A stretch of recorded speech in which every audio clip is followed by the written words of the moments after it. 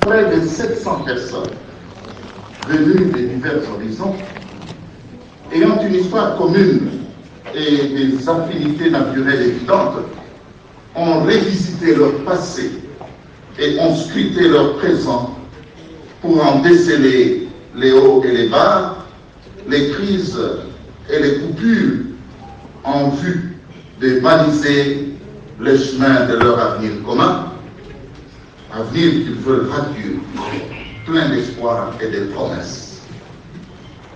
Ce forum a été une étape décisive sur le chemin du vivre ensemble, dont les fruits de la réconciliation notamment sont déjà palpables et doivent encore se multiplier. Alors que les mécanismes de la mise en œuvre des engagements des participants à ce forum sont en train d'être mis en forme, j'ai l'honneur de vous accueillir avec joie aujourd'hui pour le colloque du même paradigme du vivre ensemble, cette fois autour du thème combien important, à savoir « Osons une fraternité au-delà de nos différences ». Je vous invite au courage et à l'audace d'oser une fraternité constructive bien au-delà des repères ordinaires, au-delà des critères classiques pour construire une société paisible basée sur des solides valeurs éthiques et humaines.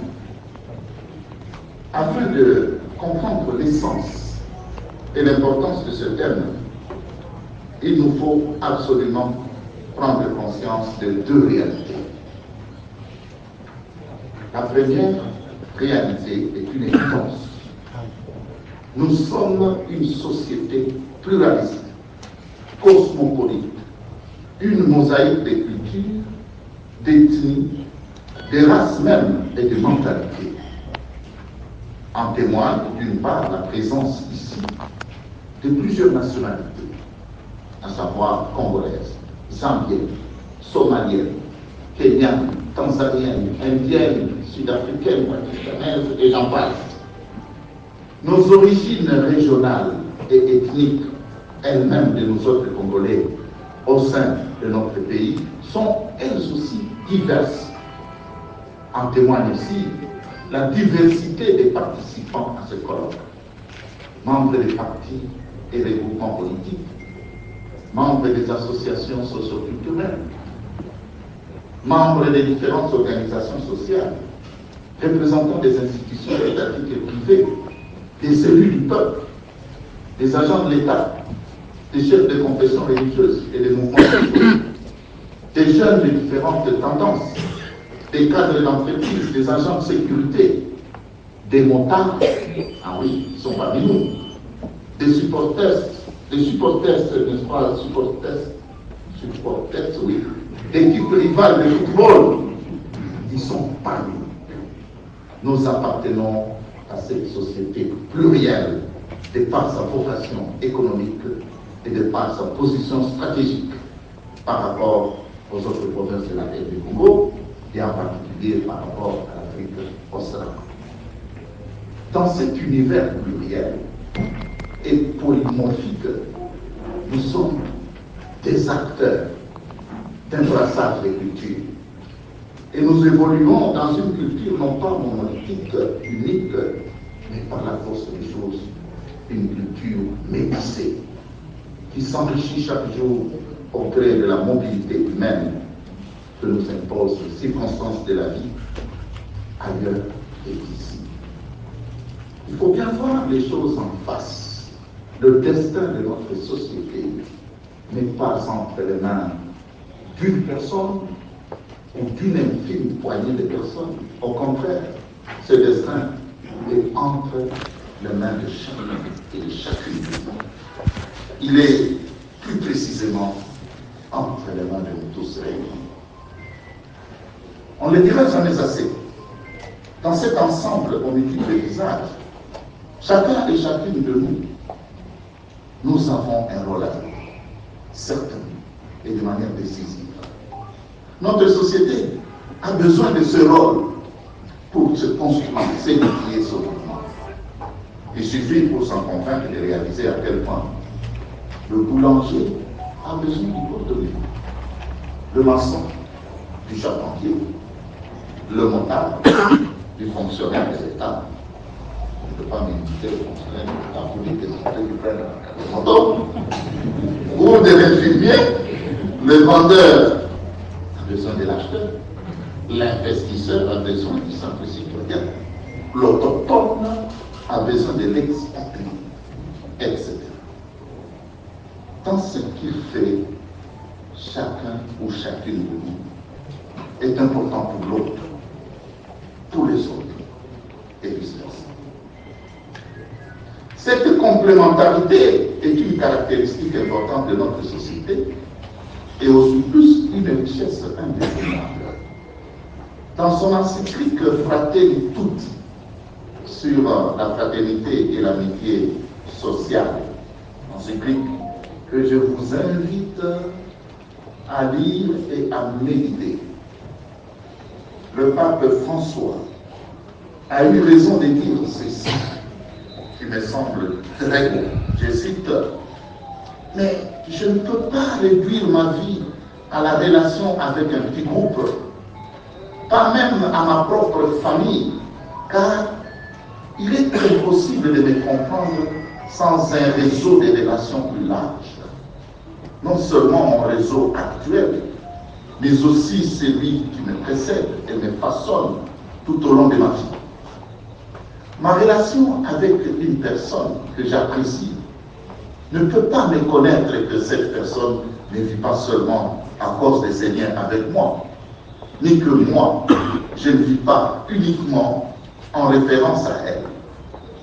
Notre relation, si elle est saine et vraie, nous ouvre à d'autres qui nous font grandir et nous enrichissent. Le pape poursuit en ces termes saisissants. L'amour authentique a même de faire grandir, et les formes les plus nobles d'amitié résident dans des cœurs qui se laissent compléter. Fin de citation.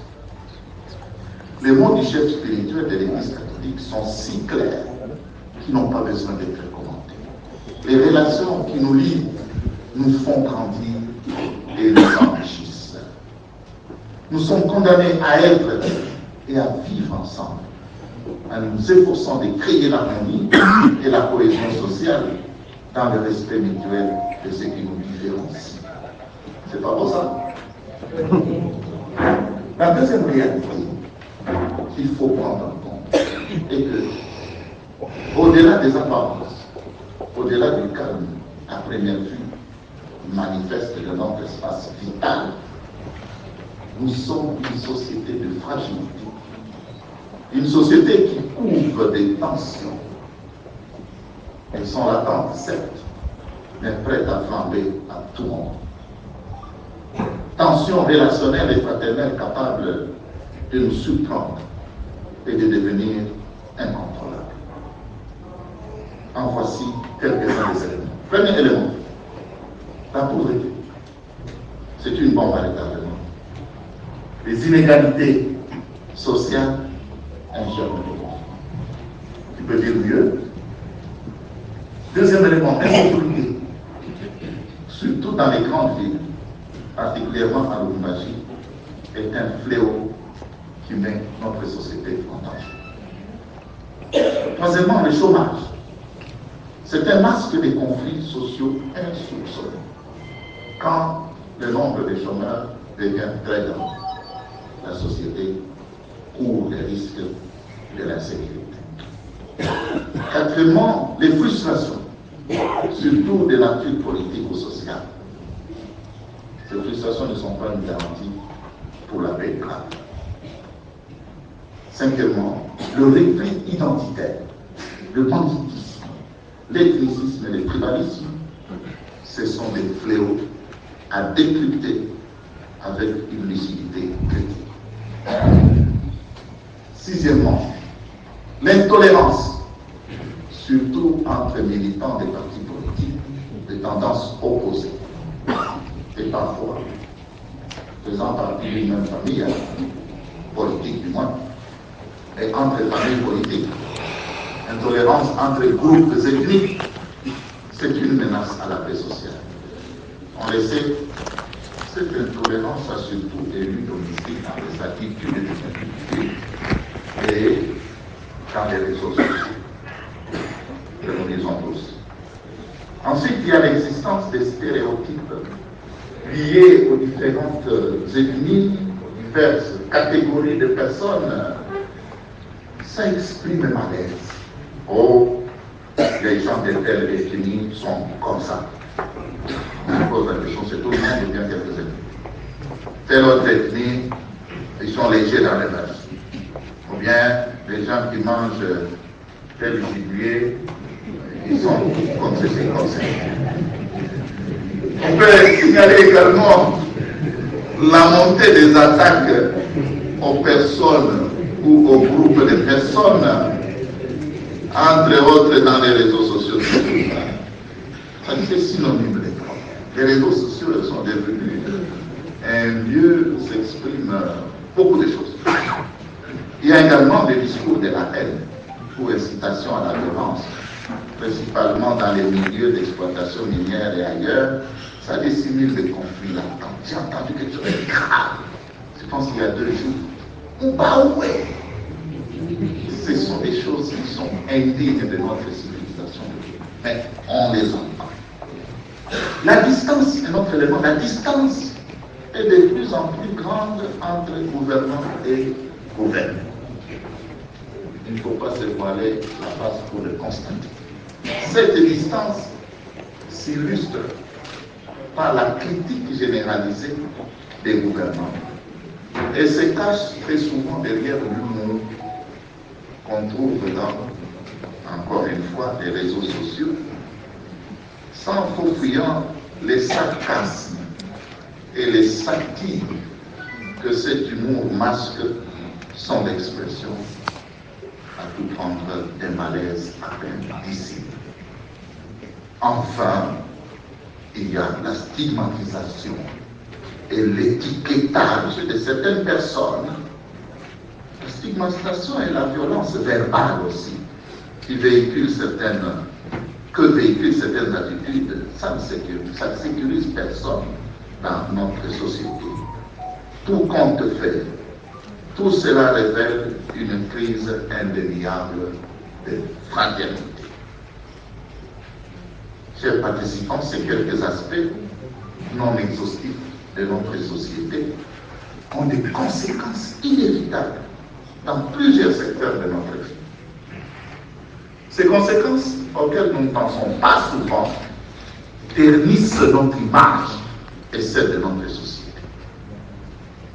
Dans le secteur économique, pour ne prendre que le seul secteur stratégique de notre vie en société, ces conséquences fâcheuses n'attirent pas les investisseurs et découragent des investisseurs qui sont sur place et qui sont accablés des caractéristiques de tout le monde. L'existence d'un grand marché en territoire zambien, juste en face de Kasumbalesa, ne va pas me contredire. Vous connaissez tous ce marché? Il nous faut prendre conscience que nos chicanes et nos pannes sociales n'incitent pas les étrangers, par exemple, à prendre le risque de venir investir chez nous. Poser la question aux étrangers qui sont ici, qui vont répondre. Ça, vous pouvez traduire en anglais. Nos chicanes et puis tous nos troubles sociaux n'encouragent pas les étrangers à venir investir. The Archbishop is trying to say for those who speak English that our differences, our disputes, doesn't bring all investors to come and invest in our country. We need to depart from that. Ces chicanes et ces pannes ces crises de fraternité disqualifient le climat des affaires et ne nous profitent pas. Du coup, à l'échiquier mondial, notre marché économique cesse d'être compétitif et attrayant. Et nous nous contentons de marchés économiques qui ne méritent pas la place qu'ils occupent dans le monde, au regard des potentialités et des opportunités économiques qu'on reconnaît dans notre pays et en particulier dans notre communauté. Sur ce fond des tensions sociales et d'économie en débandade, il tient de nous rappeler de manière peu appropriée que nous utilisons pour affronter ces défis. Assez souvent, au lieu d'améliorer notamment le climat relationnel, pour améliorer par ricochet le climat des affaires, nous développons des attitudes d'indifférence et d'attentisme. Dites-moi, qu'est-ce qui est fait pour améliorer justement ce climat des affaires? Pas grand-chose. Ensuite, au lieu d'affronter objectivement les problèmes qui nous assaillent, de les analyser froidement, de manière critique, nous nous enfermons dans nos cercles d'identité ethnique et nous nous en prenons au bout comme émissaires, réels ou inventés, surtout aux étrangers vivant chez nous. Quand le prix de la farine augmente, on veut s'en prendre à ceux qui importent la farine. Nous affichons parfois des attitudes hostiles des autres. Et puis, certains d'entre nous, comme si cela ne suffisait pas, montent des milices qui ne disent pas leur nom et qu'ils manipulent à souhait. Nous sommes conscients que les milices existent. Venez avec des arguments contraires pour me convaincre. Au regard de tout cela, après le forum et le présent colloque,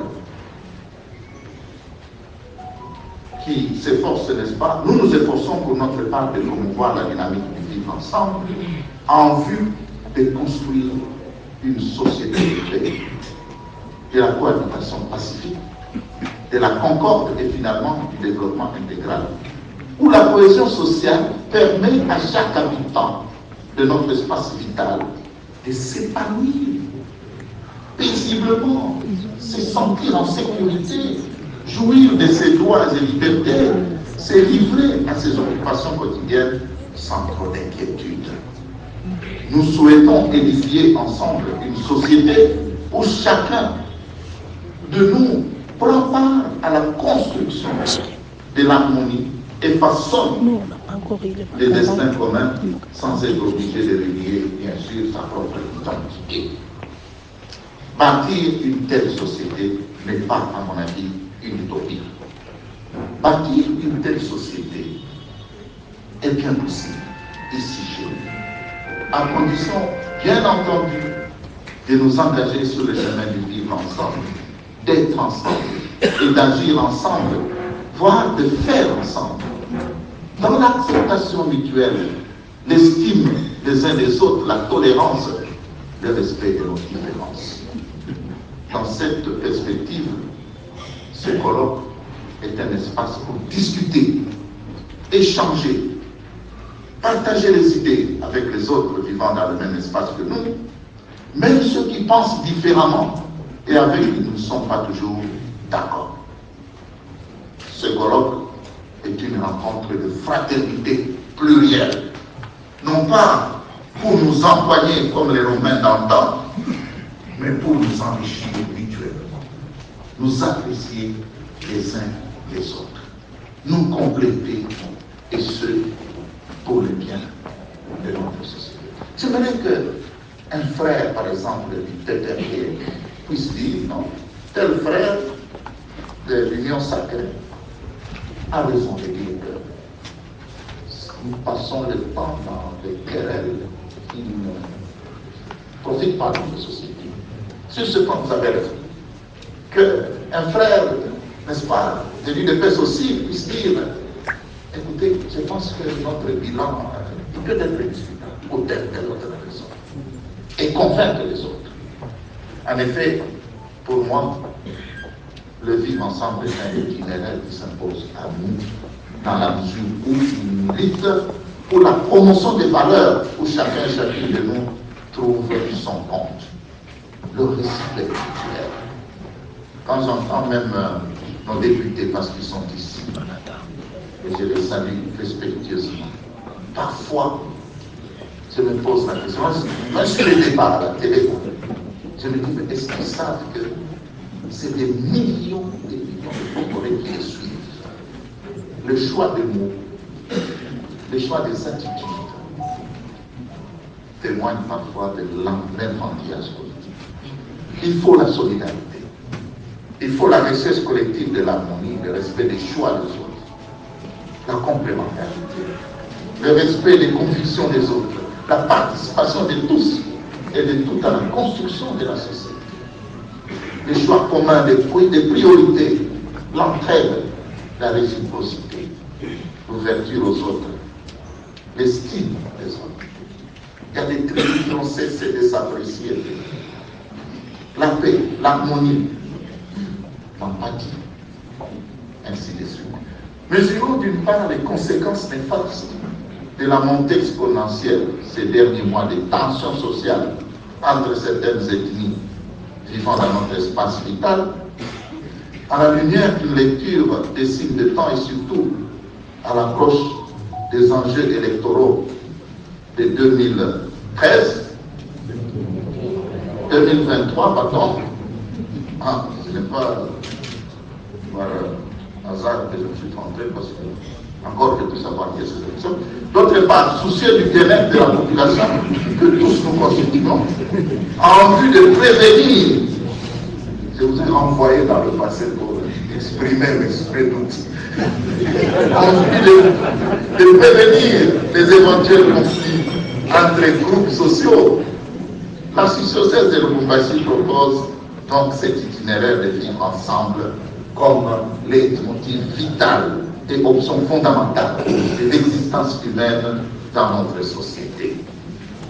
Comme on peut aisément le constater, plus qu'un style de vie, un concept, une théorie ou une philosophie vitale auquel tous les habitants de l'archidiocèse sont appelés à adhérer librement, mais impérativement de vivre ensemble, se présente comme une alternative à la crise de fraternité qui nous caractérise et nous menace constamment.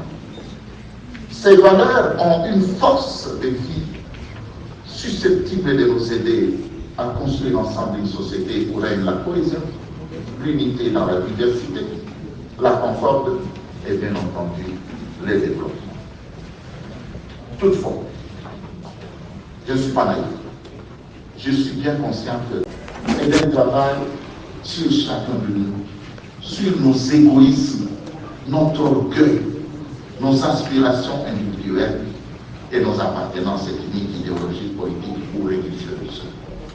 On le voit, ce colloque se propose de présenter cet itinéraire à un échantillon représentatif des populations vivant ici chez nous que vous êtes, pour que vous puissiez en mesurer l'importance dans notre contexte, d'en comprendre les mécanismes et la pertinence pour finalement y adhérer en toute liberté. Par-delà cette appropriation, l'archidiocèse de Lubumbashi voudrait inviter tous ceux et toutes celles qui vivent dans son espace à assumer convenablement leur responsabilité sociale de construire une solide fraternité fondée notamment sur la cohésion dans le respect de la différence, l'union dans la diversité, le dialogue communautaire permanent, le respect mutuel, la tolérance et le souci du bien commun. L'archidiocèse vous invite également à vous engager, à participer au maintien de la paix, de la cohésion sociale dans notre société, en restant soucieux du bien de tous et du développement intégral. Chers frères et sœurs, chers participants, ce colloque nous concerne tous, vous et moi, parce que nous vivons dans une société plurielle qui est appelée à se consolider et à se développer. En effet, vous êtes des élus du peuple, des leaders ou des délégués des principaux partis politiques et des organisations socioculturelles, marquant votre présence ici chez nous. Il y a également parmi nous des leaders congolais des associations socioculturelles, les délégués ressortissants des pays des 5 continents se trouvant chez nous, ainsi que certaines catégories sociales jugées utiles pour promouvoir cet idéal de vivre ensemble. Nous sommes une représentation de l'humanité, une famille au multiples des aspects, mais une famille, je crois, capable de vivre l'harmonie dans la différence. Ce colloque est axé sur la fraternité constructive. La fraternité, en effet, peut être de trois types, à savoir des consanguinités, d'adoption, d'idées et d'humanité. Comme l'a noté mon collègue, Monseigneur Jean Barga, évêque métropolitain de Yaoundé au Cameroun, quelle que soit sa nature, la fraternité implique le respect de chacun dans sa différence. Et faire de cette différence une source de paix, une richesse d'amour, et non une source de conflit. À cela ressemble la fraternité constructive que nous préconisons ici. Une fraternité fondée sur les valeurs du vivre ensemble, comme vous allez l'entendre dans une conférence bientôt. Alors, ce que nous voulons, c'est quoi? C'est vous inviter davantage à développer le sens de responsabilité. Quand vous prenez la parole, il faut penser à ses conséquences. C'est très important pour le vivre ensemble. Nous voulons combattre individuellement et collectivement toutes sortes d'exclusions, des stigmatisations, des discours haineux. Nous voulons également lutter contre la culture de la violence qui est en train de s'installer et qu'on installe dans l'esprit des jeunes. Nous voulons également prévenir les conflits, surtout pendant cette période qui précède les élections annoncées. Nous voulons également mettre en valeur ce qui nous unit plutôt que ce qui nous divise. Alors, à la fin de ce colloque, nous voudrions que véritablement le vivre ensemble puisse être notre option fondamentale de notre vie, que ce soit dans les partis politiques, les associations, les quartiers où nous vivons, en milieu de travail. Préconisons de vivre ensemble, c'est tout ce que je vous dis. Pendant ce colloque de la fraternité, nous allons nous imposer une discipline. Et on va vous le dire tout à l'heure, il y aura un code de bonne conduite pour que ce ne soit pas l'anarchie. De toute manière, c'est vous qui allez vous exprimer en toute liberté, dans le respect des autres, dans le respect de leurs opinions, en tâchant de les convaincre, non pas par la force de votre agressivité, mais par la force de vos arguments. Et nous allons travailler en atelier, tout comme en première, dans une ambiance d'une meilleure fraternité. Ce que nous vous demandons, nous voulons que nous puissions commencer déjà à le vivre ici.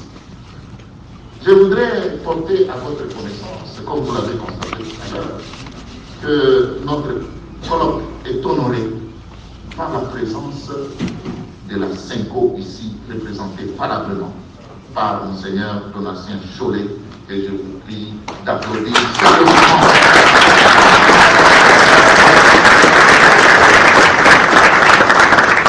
La présence de ce haut prélat de l'Église catholique de la RDC n'est pas anodine.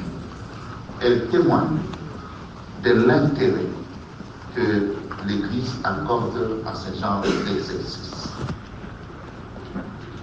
Il est important, effectivement, que nous puissions mesurer que si nous réussissons, nous serons jugés dignes de contaminer d'autres. Et ça peut être notre fierté partagée. Je vous remercie.